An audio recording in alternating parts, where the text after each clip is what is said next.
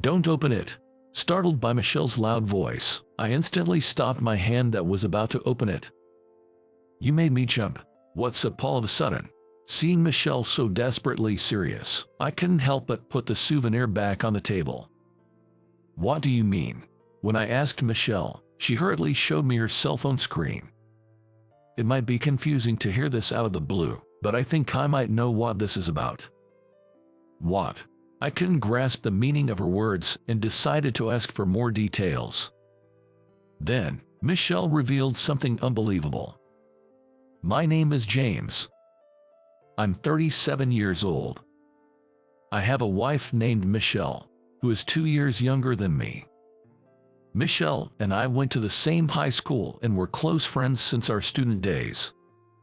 We had no romantic feelings for each other at the time and were just good friends. However, at the age of 25, we happened to meet again at a local bar and started dating, which eventually led to our marriage.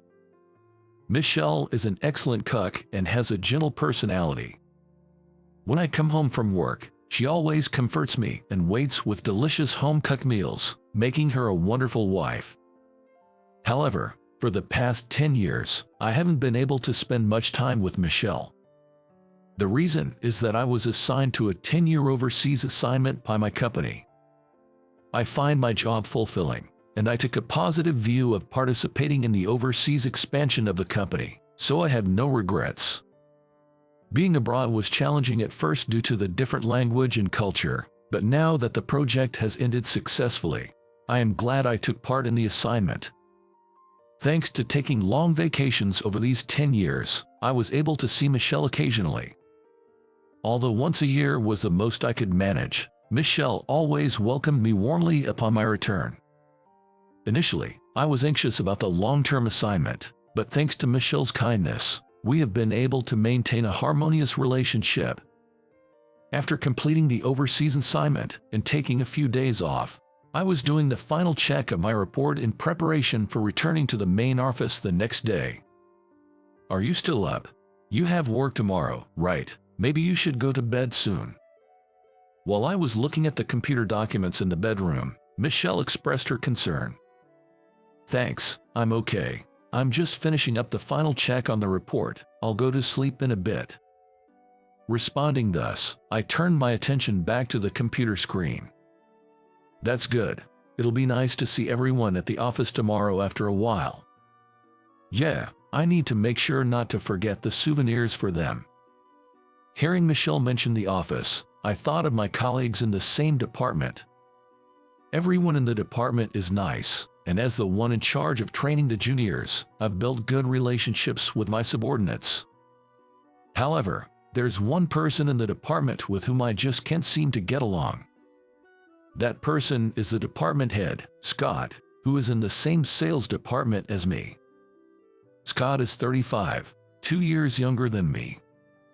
He joined the company right after graduating from college and quickly rose to the position of manager due to his talent. When I joined the company as a mid-career hire, Scott often taught me about the work. We went to the same high school, which was a coincidence, and I heard that he had interactions with Michelle in the same class. I was very happy about this strange connection when I first joined the company. Feeling anxious in an unfamiliar environment, having someone with a common background gave me some peace of mind. Initially, Scott was very kind and friendly towards me because of this connection. However, his attitude changed drastically one day. It was shortly after I joined the company.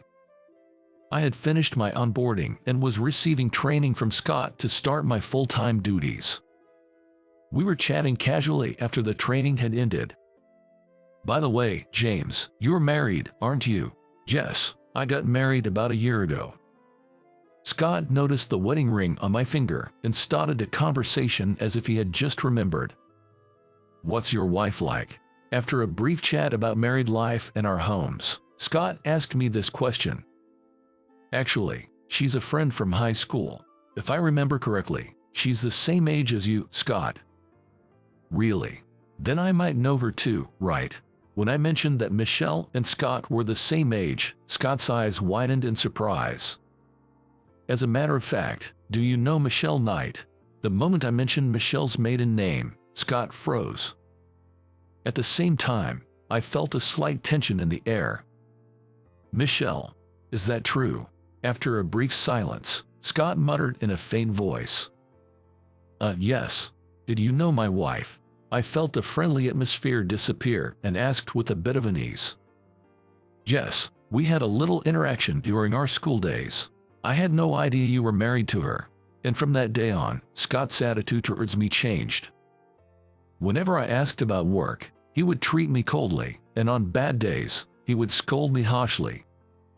There were also times when I wasn't informed about meeting schedules, leading to me being late. Such actions by Scott, which could be seen as harassment, continued until the day I left for my overseas assignment.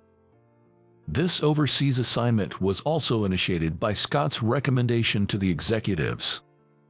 When the company was looking for employees to take on a 10-year overseas assignment, the sales department was asked to nominate some candidates. However, finding candidates was difficult, as many in the sales department, including myself, had families. Seeing this, Scott secretly recommended me to the executives. At the time, I had just moved into my dream home and had not considered a 10-year assignment at all. But by the time I realized it, the recommendation had progressed too far, and it was difficult to decline. When the executive director, Ken, brought up the overseas assignment, I asked Scott what was going on. Scott, I just heard about the overseas assignment from Ken. He said you recommended me because I was eager to go, but I don't recall ever saying that. What's going on? I was confused and hurriedly asked Scott for clarification. What? But James, you said you wanted to contribute more to the workplace, right? So I thought I'd do you a favor and recommend you. Scott replied with a smirk to my question. Besides, James, you're about to turn 27, right? If you don't get promoted from section chief soon, you'll never make it any further in your career. Continuing, Scott looked at me with a dark smile. Indeed, I do want to continue contributing to this company. However, I had just bought a home and considered a 10-year assignment difficult. It would also be a burden on my wife. As I mentioned my wife, Scott's brow furrowed for a moment. James, are you taking your job lightly? At your age, prioritizing your private life is naive. You're approaching your 30s, right? We need you to start taking your job seriously. I recommended you for your future, so a little gratitude wouldn't hurt, would it? I was angered by Scott's condescending attitude but clenched my fist and endured the situation. After that conversation, I departed for my overseas assignment. As I reminisced about my interactions with Scott in the bedroom, Michelle approached me again, looking concerned. James, are you okay? You look pale. Yes, I'm fine. All right, I've finished the final check. I'm going to bed now. With that, I settled into bed. The next day, I returned to the main office for the first time in 10 years. After greeting my colleagues with souvenirs, I sat down at my desk. The office had changed in the last 10 years, with renovations and new equipment. My desk had also been replaced with a brand new one.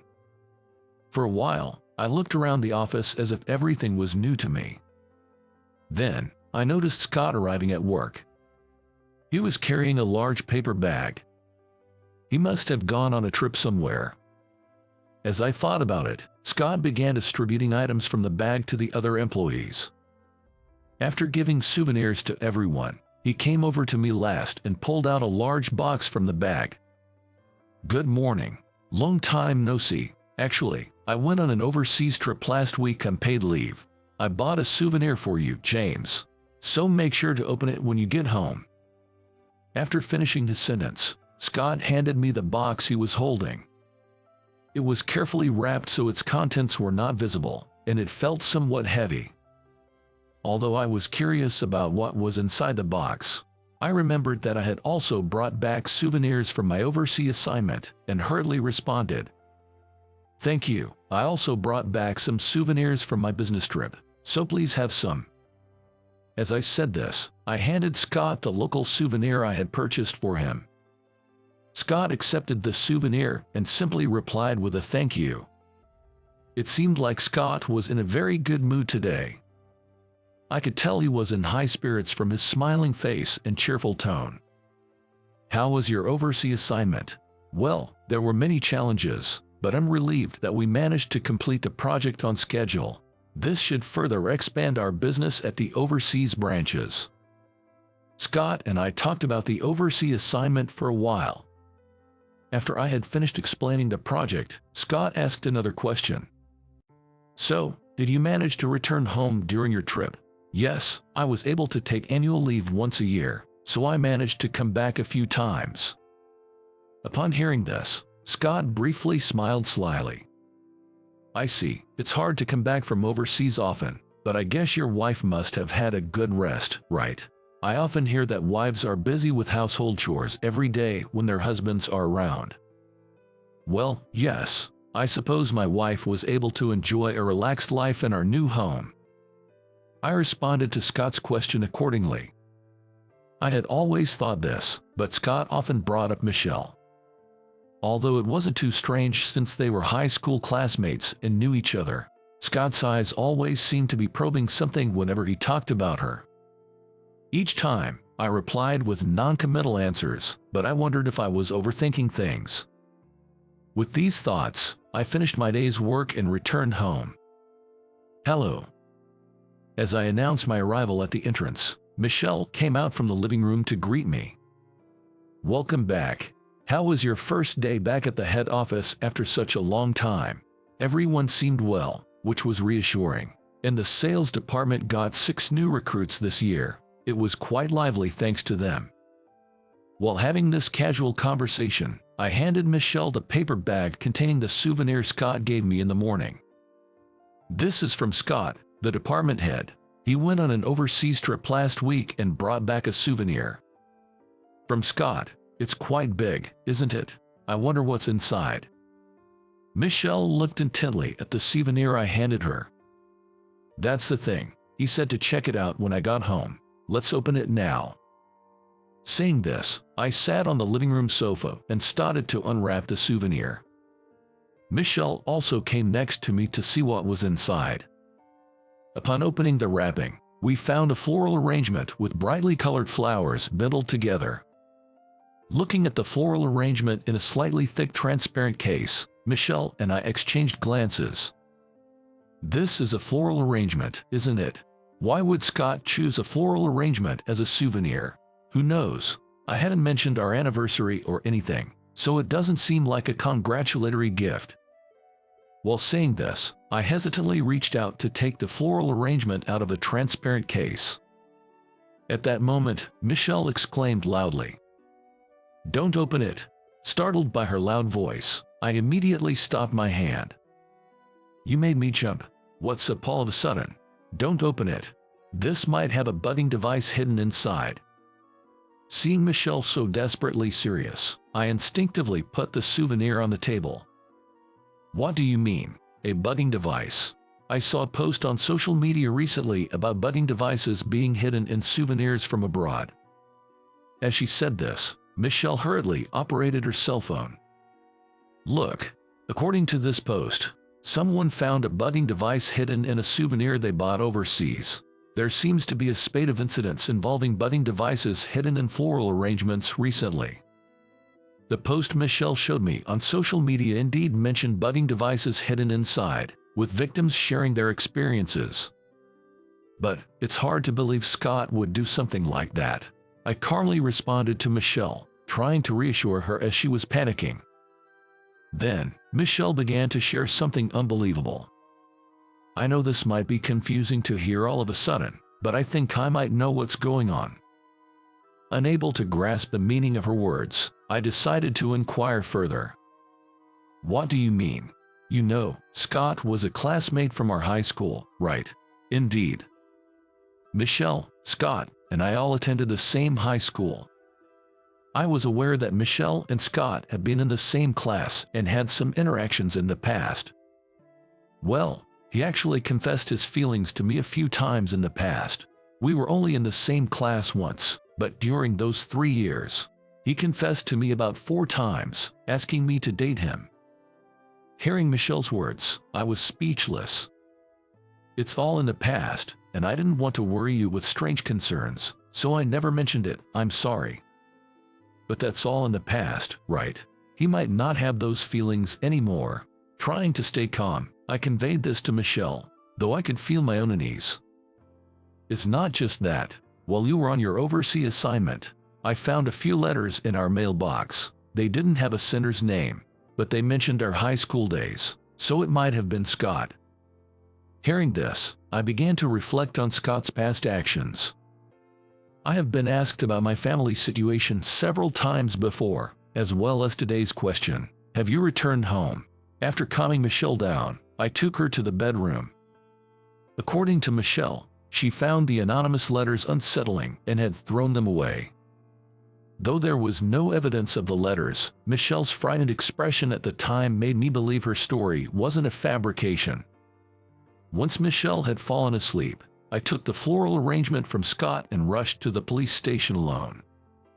When the police examined the floral arrangement, they found a small budding device inside, just as Michelle had suspected. I remember shivering when the budding device was discovered. I immediately filed a police report. I was relieved I hadn't brought Michelle along. If I brought her with me, the shock would have been too much for her. After filing the report, I returned home. The next day, I tried to act as normal as possible when I went to work. The police had instructed me not to mention the incident to anyone. Of course, including Scott. Confronting Scott directly could provoke him and potentially lead to further harm. Moreover, there wasn't concrete evidence to prove Scott was responsible, so it was best to avoid any rash actions. This was the agreement I had with the police, so I maintained a composed demeanor at work. As time passed, before I knew it, the workday had come to an end. As the end of the day approached, one by one, my colleagues started to leave for home. When there were only a few employees left in the office, Scott approached me for a chat. James, good job today. Did you open the gift from yesterday? Scott's face seemed to hint at some ulterior motive as he looked at me. His smile was forced, and his eyes didn't seem to reflect genuine happiness. Yes, I did. Thank you for the lovely floral arrangement. I replied with a generic response, careful not to give anything away. That's great to hear. I thought it would be perfect for Michelle. I hope you can find a nice spot for it in your living room. Thank you. I'll discuss it with my wife when I get home. After this exchange, Scott left the office in high spirits. Once Scott was out of sight, I felt a weight lift off my shoulders. That was a relief. The conversation ended without arousing any suspicion. After that, I too headed home. Michelle, who was in the living room, seemed somewhat restless. Michelle, are you okay? Jer, thank you. I've been feeling uneasy since you told me about the budding device this morning. I had shared with Michelle about the incident at the police station that morning, thinking it was only a matter of time before she found out everything. Seeing Michelle's unsettled demeanor, I regretted revealing it to her. I'm sorry, Michelle. I didn't mean to cause you any trouble. It must be hard being alone during the day. Michelle works remotely from home while I'm at the office. Even if Scott is at work, it's understandable she'd feel uneasy after what happened. It's bound to be unsettling. It's okay. If the police have accepted their report, they must be conducting a thorough investigation. Besides, you must have been more frightened today, James. Did Scott say anything to you? Even in such times, Michelle's first concern was for me. Hearing her words, I felt grateful once again to have her by my side. He asked if I had opened the gift, but that was all. He didn't ask anything else. From the look on his face, I think he believes the floral arrangement is still in our house. Upon hearing this, Michelle seemed slightly relieved and returned to the kitchen. 3 days had passed since my return to the main office, and it was my first day off. For some reason, I woke up earlier than usual and was having a coffee alone in the living room. Then, suddenly, the house's doorbell rang. Who could it be this early in the morning? As the bell rang, I checked the time. It was almost 7 a.m. Suspicious, I slowly approached the intercom. Then, I heard a loud knocking on the front door. The knocking was forceful, indicating urgency. Rushing to check the intercom monitor, I saw Scott's figure displayed. Even as I observed, the knocking didn't cease. Worried it might disturb Michelle or the neighbors, I mustered my courage and opened the door, keeping the chain on for safety. "Scott, what brings you here so early?" I asked cautiously, and Scott glared at me with an intensity I had never seen before. "You reported me to the police, didn't you?" That single sentence made everything clear to me. "Last night, the police came to my house. They questioned me till dawn about the bugging device in the floral arrangement I gave to you." Scott's eyes were bloodshot, almost as if he was ready to lash out. "Please, calm down. I simply asked the police to investigate the bugging device. If you are truly innocent, the investigation will prove it." As I spoke, Scott began to mutter under his breath. "You always act so cool, looking down on me. Even when I harass you, you remain unfazed. Why did Michelle choose someone like you? Why not me?" Scott's words were filled with jealousy towards me and affection for Michelle. Then, I heard footsteps descending the stairs. "James, who are you talking to?"